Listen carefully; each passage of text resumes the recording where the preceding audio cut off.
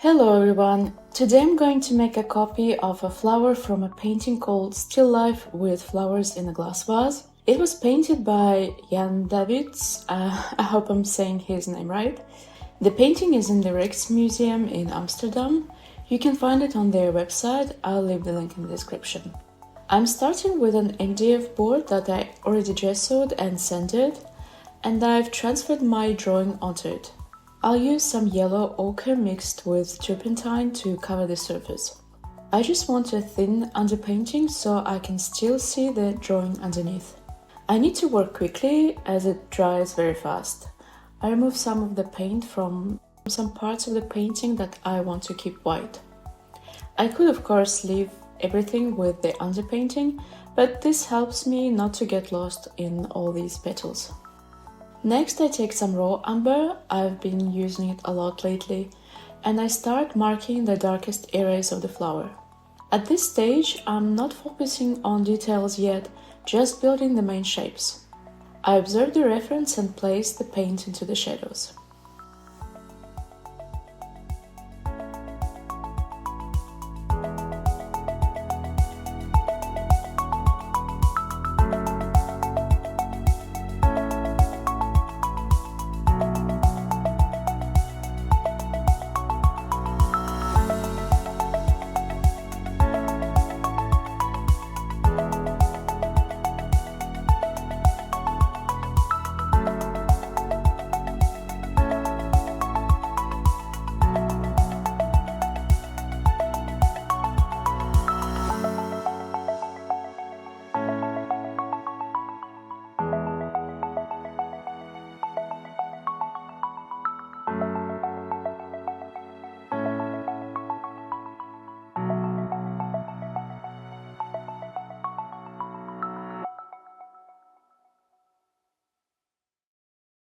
I also use some transparent oxide red for areas that aren't as dark, but still in shadow.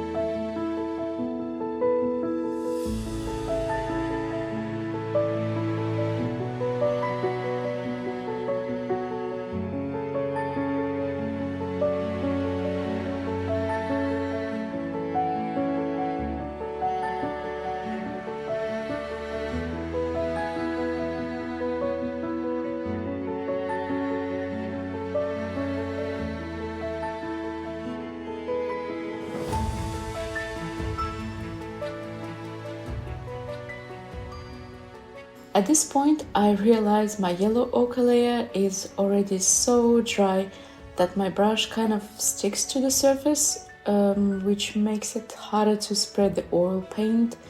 I probably should have waited a bit longer for it to dry. Usually overnight is enough, but I was too impatient. Don't be like me, be patient. So since it's a bit difficult to work like this, I decided to just cover the background with the first layer of raw umber, let it dry and come back to it later. Raw umber dries pretty fast too, so one day is usually enough.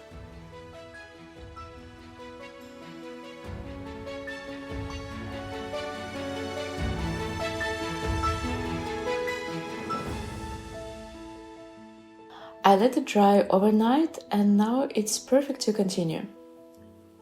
The surface is dry and not sticky anymore. I apply a very thin layer of linseed oil to help the paint glide more easily. If you do this, make sure your painting is completely dry first, otherwise you might damage the layer underneath. I usually just tap it with my finger.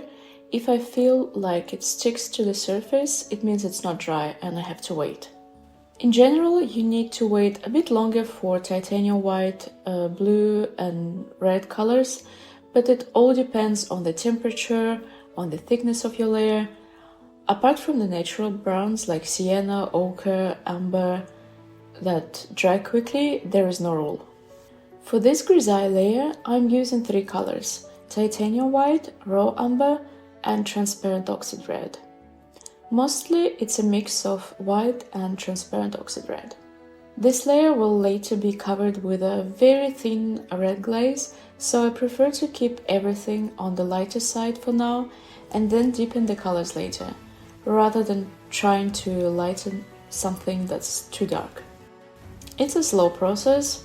My eyes keep going back and forth between the reference image and my painting, comparing the values.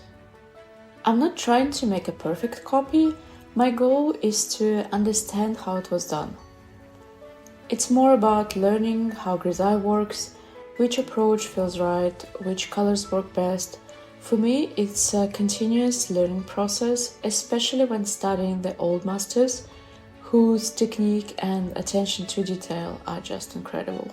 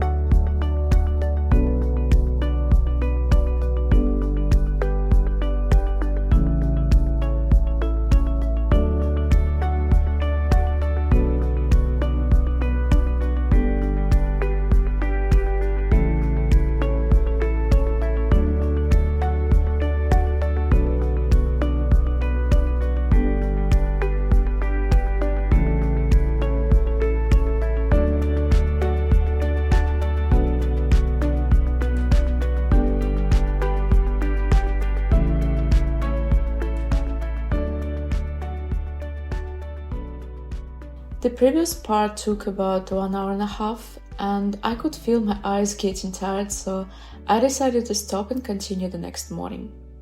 Here the camera is closer, so you can really see the details. You might notice that some petals are painted with a very thick layer of white. I actually like having a bit of texture. It will still be visible in the final painting, and to me it adds interest. It shows that a real person made it, almost like a subtle signature, not just a perfectly smooth image. Let me know what you think. Do you like this kind of texture?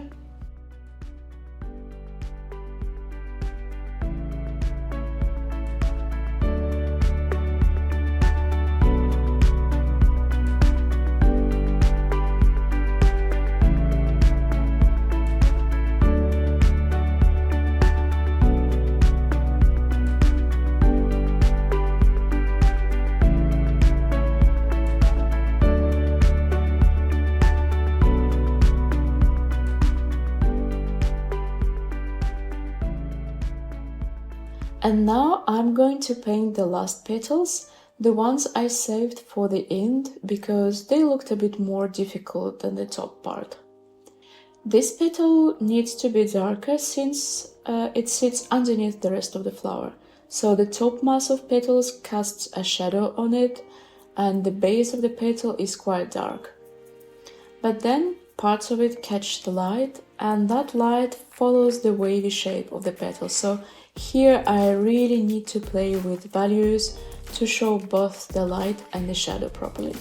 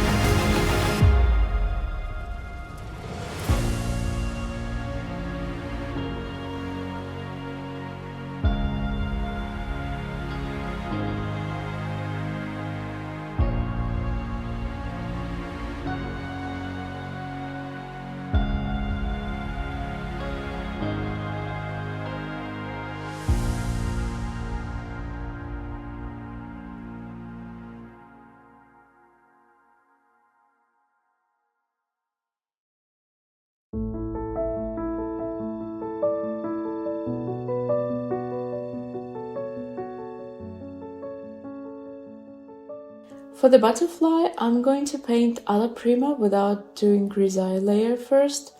I'll be using Payne's Grey, Yellow Ochre, Stil de Grain Yellow, Rouge Vif, Raw Umber, Transparent Oxide Red, Cold Grey and Titanium White. I'll use a very thin brush because there are lots of tiny details. I'll apply the paint in small dots so I can really control how much paint I put down. I'm starting with Payne's Grey on the top part of the wings.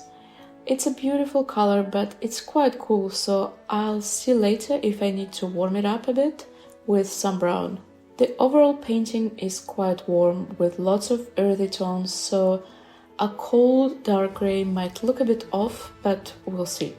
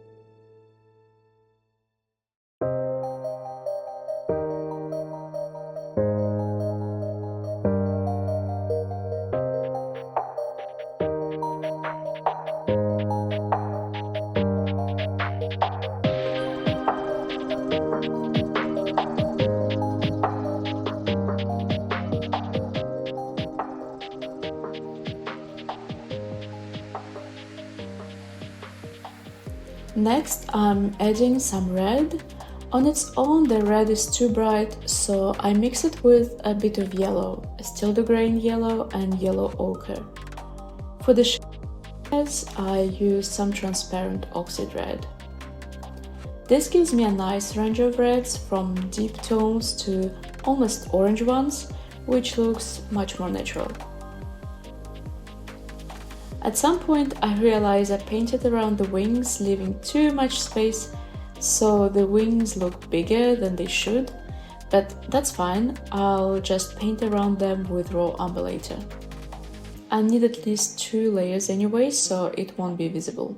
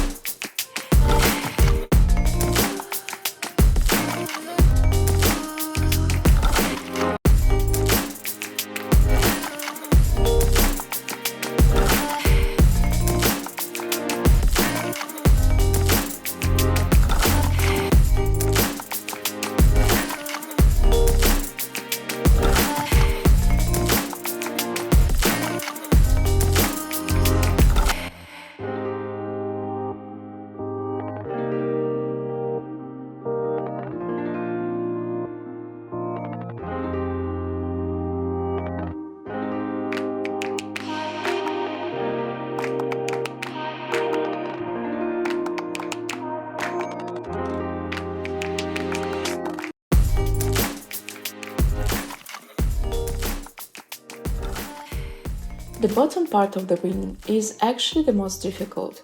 The color changes are very subtle. It's quite incredible when you look at it, but also really hard to paint. The top part has clear contrasts, red, black, white and grey, but the bottom is mostly this ochre brown tone, and what makes it interesting is how it slowly shifts toward a more yellow color. That's not easy to capture.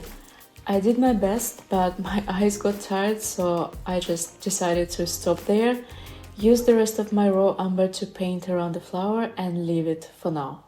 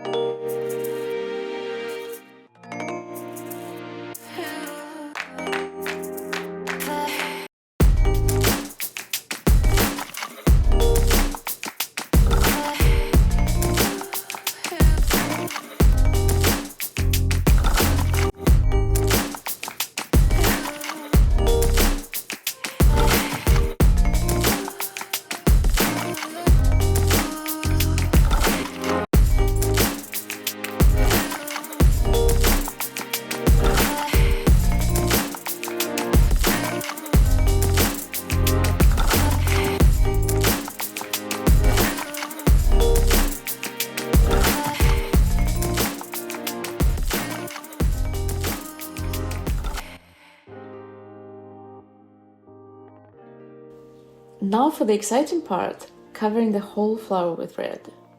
As you can see, I'm applying a thin layer of linseed oil over the surface again. I do this quite often, sometimes I forget, but I immediately notice the difference when I paint, so I try to fix it when I can. Here I'm using a thin layer of transparent bright red from Lefranc Bourgeois, mixed with Stil yellow from Rembrandt. It gives a warm, slightly orange tone. You can use a different thread if you want. The important thing is that it's transparent, so you can actually see the grisaille underneath. For the darker areas, I'll add a bit of brown to adjust the values, and I'll deepen the shadows later. I'll also bring back some highlights with white.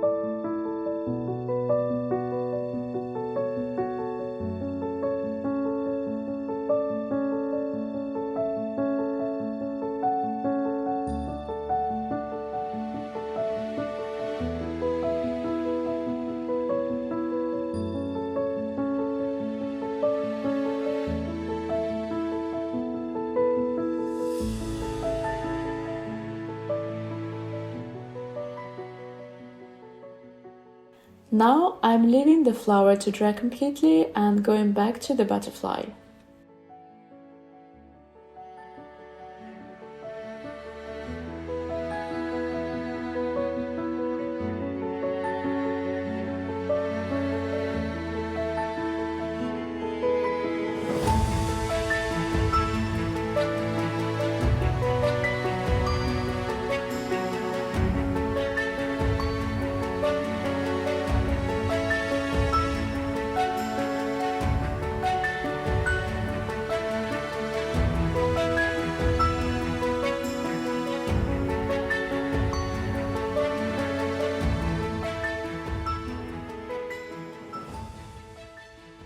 The bottle wing still needs some work, so I'm taking my time, observing, comparing, and trying to improve it.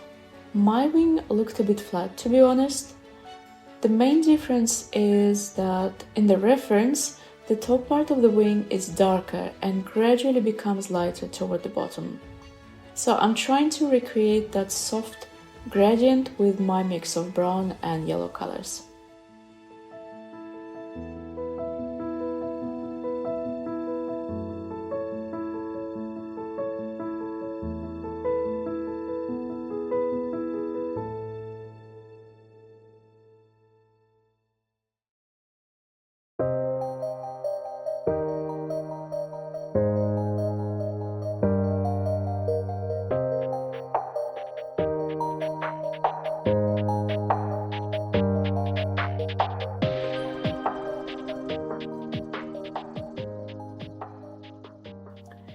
I also add another layer of raw umber to the background to make it darker, and you can really see how the flower starts to pop.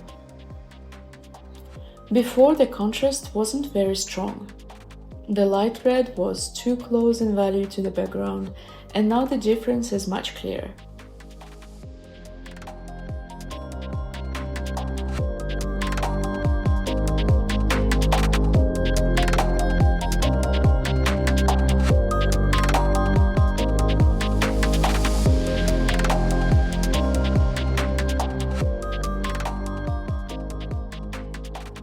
Now I'm adding a second layer to the flower. The first one is completely dry. I'm using permanent madder brown and permanent madder medium, and later I'll use Indanthrene blue for the darkest areas. I just keep observing and adjusting the values.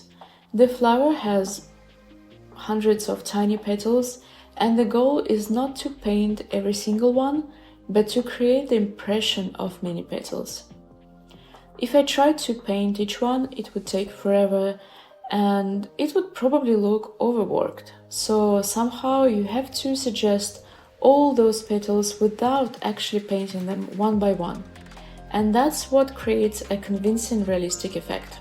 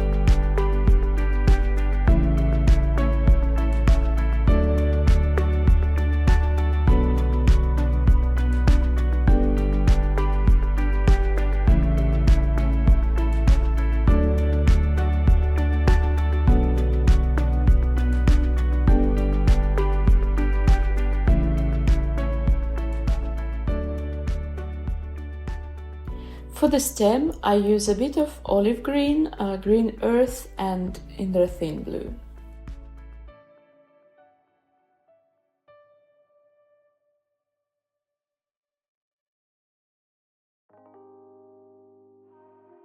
And here's the final part. First, I adjust a few areas of the flower, especially darkening the right side, and I add some touches of diluted titanium white on the left to show the reflections. I'm using the same colors as before, reds, blues and browns for the shadows. I mostly keep the blue for the darkest areas and brown for the softer shadows.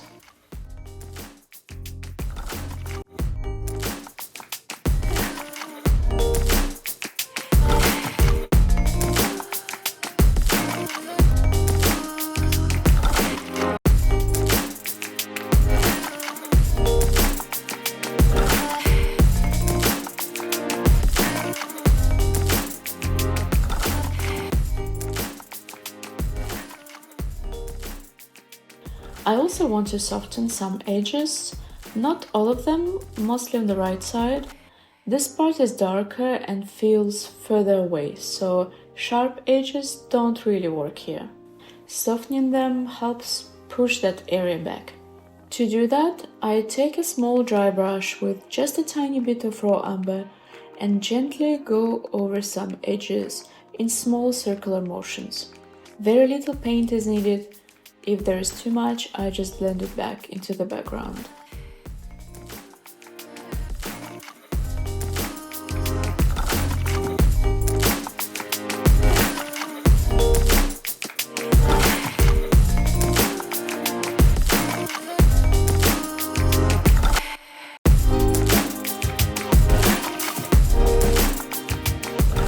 I'll also finish the butterfly by adding the legs and the antenna. For that, I use a mix of yellow ochre and titanium white.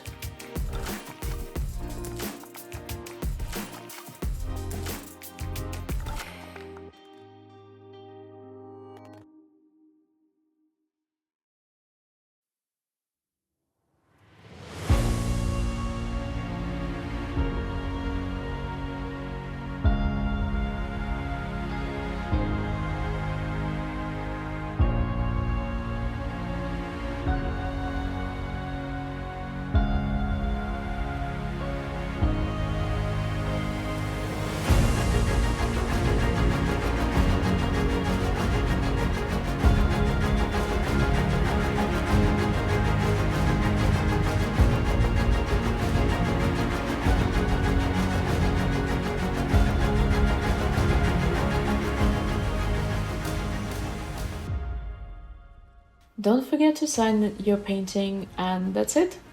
I let it dry completely and varnish it. I found some small vintage frames and I really wanted to create a few small, interesting paintings for them, so this is the first one. This painting will be available in my shop, you'll find the link in the description. And if you enjoyed watching this process, don't forget to like, comment and share the video, and of course subscribe to see more. See you next time!